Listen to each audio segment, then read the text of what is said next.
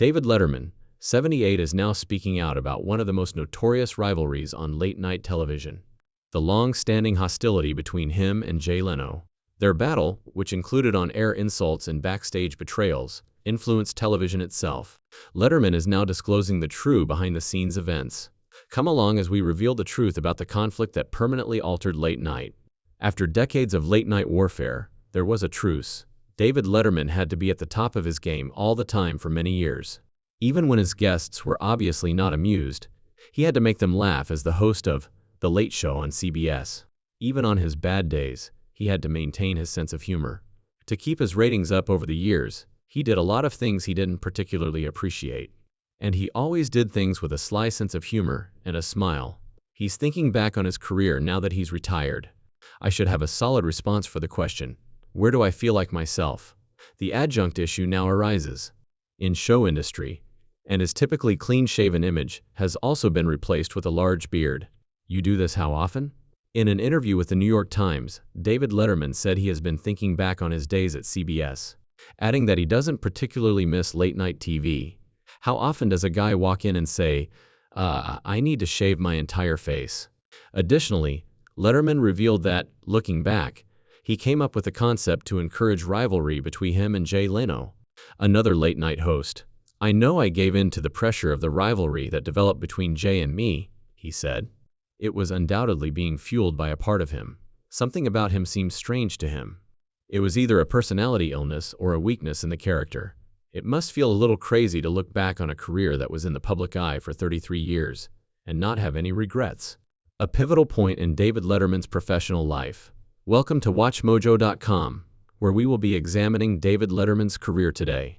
Was the continuing conflict between him and Jay Leno. When Johnny Carson left The Tonight Show, many believed Letterman was the clear option for the position, and this rivalry really lasted for decades. But instead, NBC went with Jay Leno. Excellent, really gifted. He probably resembles a young Johnny, more than virtually anyone since, in my opinion. I didn't make the choice. Following that, the two made fun of each other in interviews and on live television. In one conversation with Oprah Winfrey, Letterman even called Leno insecure. During one of Letterman's final programs, Leno notoriously refused to appear. Even though their animosity was mostly sparked by NBC's choice over The Tonight Show, it has since become legendary. Letterman now seems to be considering how and why it happened. Even without David Letterman, The Late Show maintained its success. After Stephen Colbert took over, they made a number of adjustments to draw in additional viewers. Both cherished visitors and forgotten events continue to reappear in the final weeks of David Letterman's tenure on late night. Letterman asked Howard Stern to reflect on their history together, but it was clear that Dave had some things he would rather forget. When Letterman's producer intimated that Jay Leno had apparently turned down an invitation to appear on The Late Show, Stern tried his best to stir up some controversy. But Letterman, calm as usual, explained to Stern that he had declined Leno's invitation to appear with him in his last week on The Tonight Show. This allowed both guys to commemorate each other's farewells in their own way, Letterman said. A long-running feud that started when Leno was selected over Letterman to succeed Johnny Carson on The Tonight Show came to an end in 2011, when Letterman publicly made amends with Leno. Dave announced on air that he had made the decision to bury the hatchet and declare a ceasefire. They've all turned into brothers, so he demanded that their feud end. Stern, however, has been trying for a while to rekindle the late-night battles, and is obviously against it. Stern informed Letterman that he was employed by NBC Television and was not interacting with Jay Leno in 2013. Following his appointment as a judge on America's Got Talent, he declined their invitation to appear on his show because he felt that Leno had wronged Dave. He remained in the jungle while fighting the war. Calm Letterman appears to have already psychologically retired on a beach, while Stern fought it out in the jungle. His late-night battles are over, and most people concur that Letterman won. Their feud began with a single, memorable occasion, but it took years for them to get back together. Let's see what took place. The struggle for domination during late hours.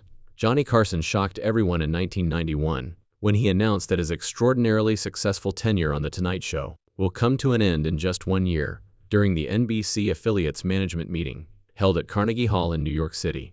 After the show's 30th season, which had been broadcast since 1962, and he had been in charge of since 1980, Carson had established one of the most well-known and lucrative brands in American television.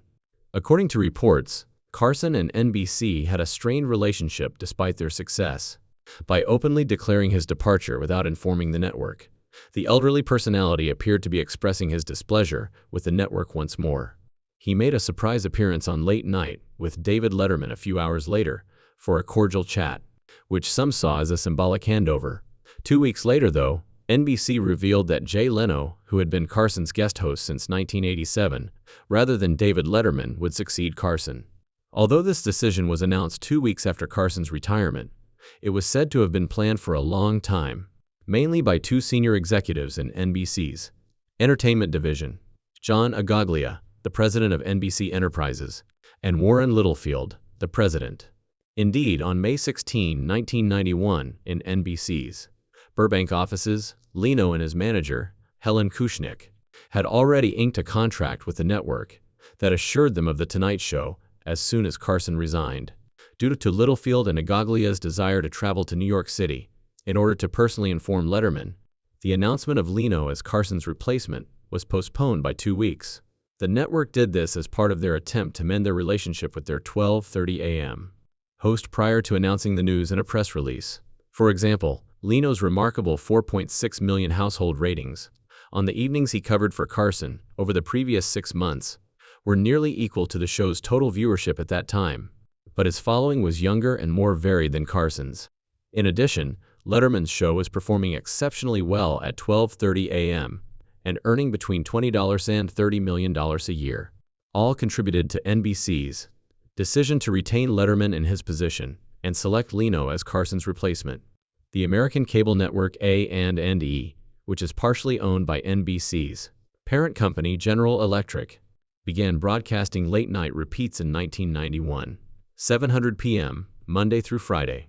This was an attempt to profit on the vast archive of previous episodes of the show. The repeats ended in 1992, after less than a year.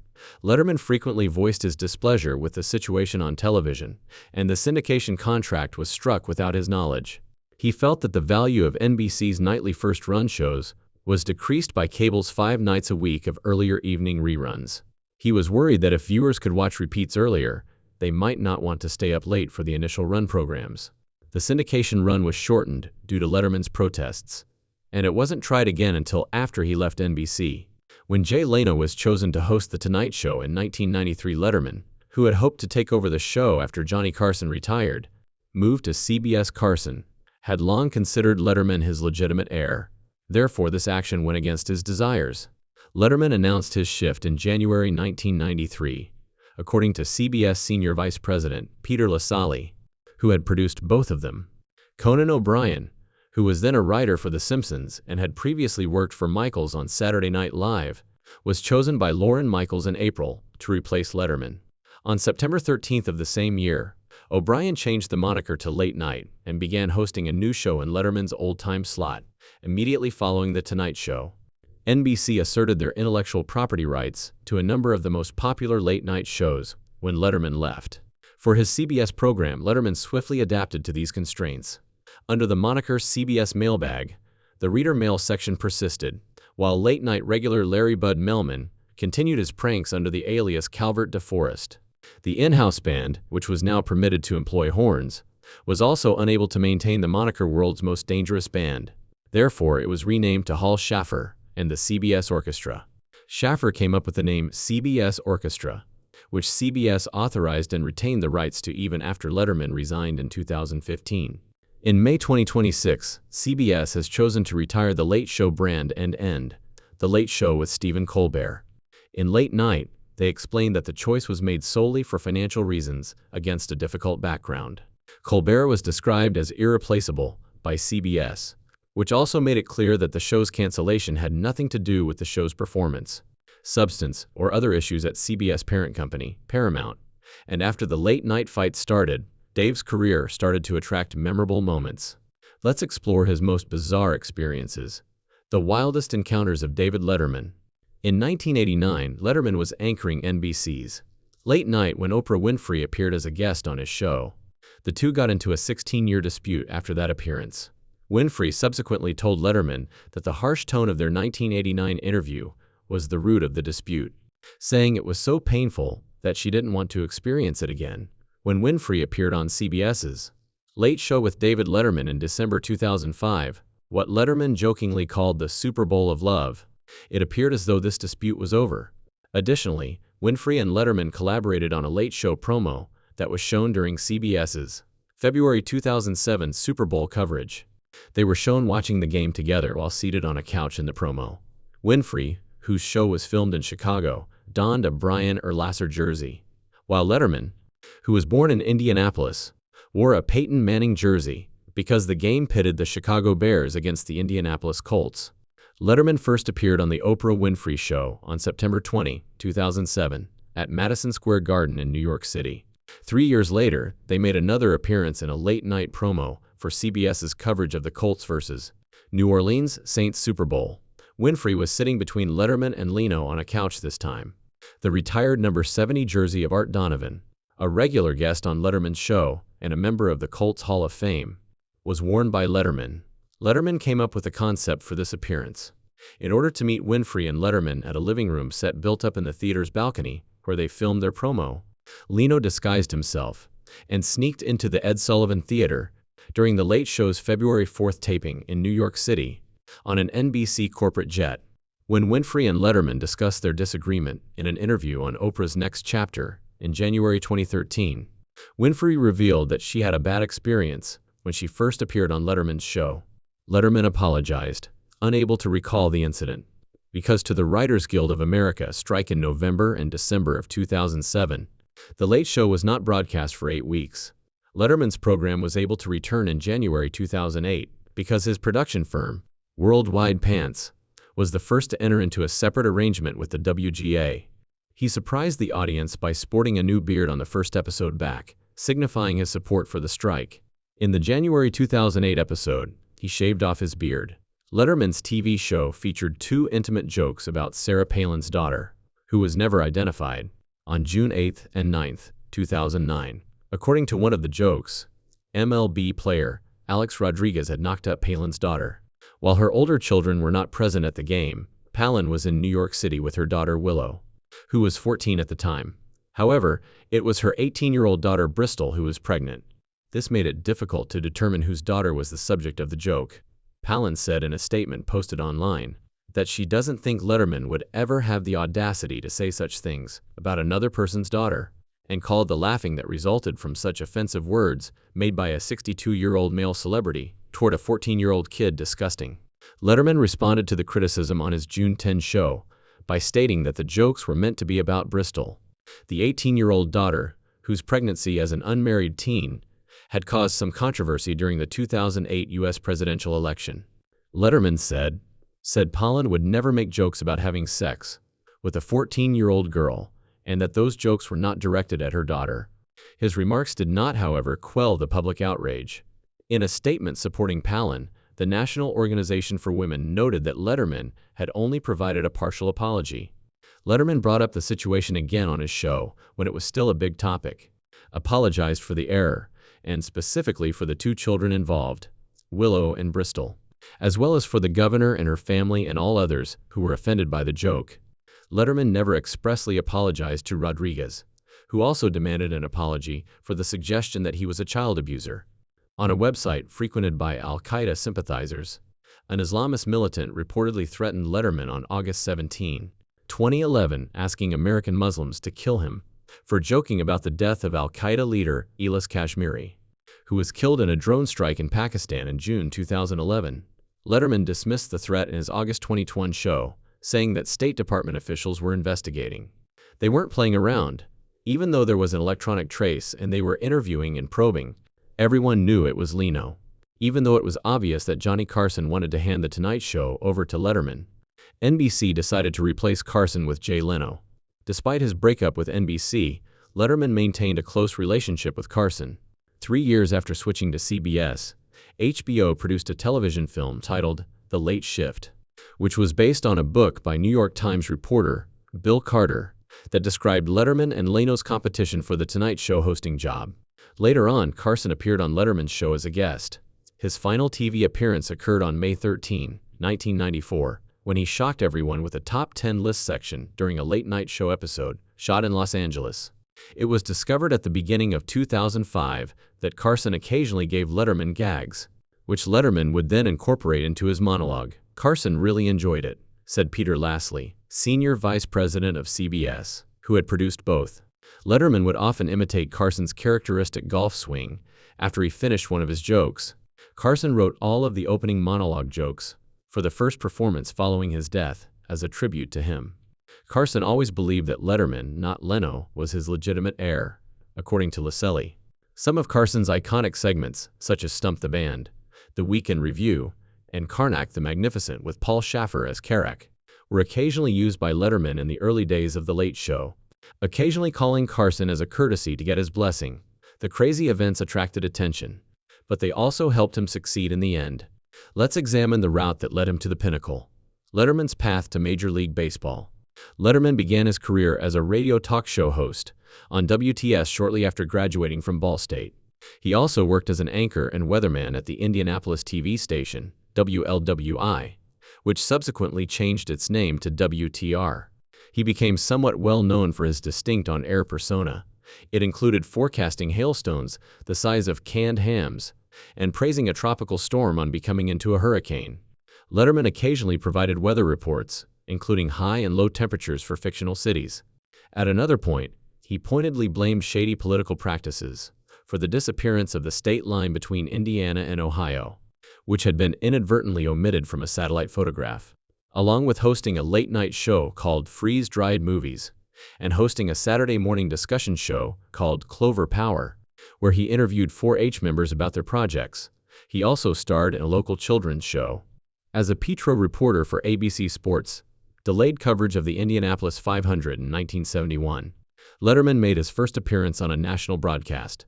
The local ABC affiliate at the time was WLWI. When Jim McKay revealed his name as Dave Letterman at the end of the interview, it was changed from his original introduction as Chris Economaki. Mario Andretti, who had recently crashed out of the race, was interviewed by Letterman during this segment. Encouraged by his then-wife, Michelle, and several of his fraternity brothers from Sigma Chief, Letterman moved to Los Angeles, California, in 1975, with the goal of becoming a comedy writer. After packing their belongings into his pickup truck, Steve and Michelle headed west. He still owned that truck in 2012. He began performing humor at the Comedy Store after arriving in Los Angeles. He was performing when Jimmy Walker noticed. George Miller recommended Letterman, who joined a group of comedians Walker hired to write gags for his stand-up act. Jay Leno, Paul Mooney, Robert Schimmel, Richard Jeni, Louis Anderson, Elaine Buhler, Byron Allen, Jack Handy, and Steve O'Dirk were all on this crew at various points in time.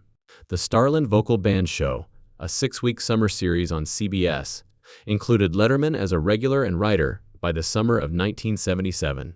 Scouts from The Tonight Show, which starred Johnny Carson, were drawn to Letterman's distinct brand of dry, sardonic comedy, and he eventually became a regular guest on the show. He immediately won Carson over, and in 1978, he began frequently appearing as a guest host on the show. Carson is credited by Letterman as having had the greatest impact on his career. The David Letterman Show, Letterman's own morning comedy program on NBC, debuted in June 1980, and there was a single phase that characterized his career at its height. His crown treasure was one show. Let us discover the reasons behind the fame of the Late Night Show. The Late Night Powerhouse's interior. In New York City, late night began at NBC, Studio 6A in the RCA building, at 30 Rockefeller Plaza. From February 1982 to June 4, 1987, the program ran 4 nights a week, Monday through Thursday. Although Friday episodes were added on June 12, 1987, the program continued to only create 4 new episodes per week, with Monday shows being reruns. NBC had previously been showing videos from Friday nights at 12:30 a.m. time slot on Saturday mornings. In addition to a few reruns and late-night specials, Friday night videos was rescheduled for 1:30 a.m. and cut down to 1 hour. Saturday mornings.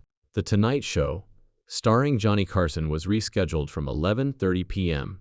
to September 20, 1991, until 11:35 p.m. Letterman will begin at 12:35 a.m. after NBC affiliates requested more time for their profitable late-night newscasts to be advertised. Late Night had yearly anniversary specials, just like The Tonight Show did in the 1980s and early 1990s.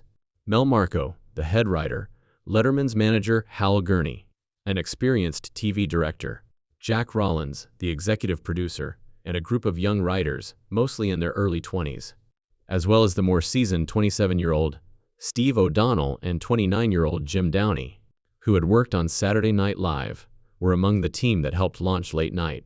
After a few months, Marco resigned as chief writer, and Downey took over. O'Donnell succeeded her in 1983, while Downey returned to Saturday Night Live in 1984. O'Donnell would serve as head writer for the majority of the show's run. Chris Elliott, 21, was also on the squad, originally serving as a production assistant for the Stupid Pet Tricks segment. Elliott advanced swiftly to become a regular featured player and writer. In order to appeal to a late-night audience that was more likely to like Letterman's distinct sense of comedy, the original plan was to recreate the atmosphere of his morning show. Additionally, there was a house band on the broadcast, led by Paul Shaffer, an NBC staff musician. They were referred to as the world's most dangerous band in the early episodes, but this moniker was abandoned for a number of years. The band didn't have an official name for a large portion of the show's history. In 1988, the title was reinstated and used for the remainder of the performance, the world's most dangerous band. When the staff realized that NBC management were not interested in controlling every aspect of the show, they felt confident enough to venture outside the bounds of a chat show and started creating a peculiar, ridiculous, and bizarre show. Up to January 1982, Snyder's Tomorrow was rerun. And 4 days later, Larry Bud Melman gave words in a chilly beginning for Late Night, which was a reference to the prologue of Boris Karloff's Frankenstein. Letterman then took the stage to Tchaikovsky's Piano Concerto No. 1, accompanied by the Peacock Girls, were a troupe of female dancers who had also opened the David Letterman show's finale. The first comedic segment was a satirical tour of the studio, following a brief monologue. As part of a humorous act, the first visitor, 31-year-old comedian and actor Bill Murray, made a spectacular entrance and threw jokes and accusations at the host. He stayed for 2 more equally humorous segments, in which he first pretended that a home video of his new pet was a clip of a baby panda from a Chinese zoo. He then revealed his newfound love for aerobics, bringing a crew member on stage to perform jumping jacks with him, to Olivia Newton-John's Physical. The Shame of the City, a remote segment, was the second humorous item. Letterman visited numerous locations in New York and highlighted various civic issues with a sense of righteous wrath, as is customary in local news action reports.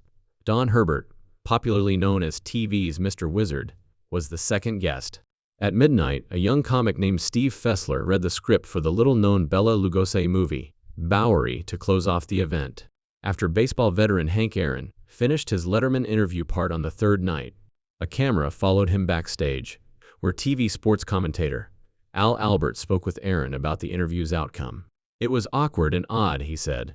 "The atmosphere of the show was immediately distinct from that of The Tonight Show, because of a provision in Carson's NBC contract that gave him authority over anything aired immediately following The Tonight Show with Johnny Carson." The show was developed by Carson's production firm. Carson aimed to minimize the resemblance between his show and Late Night.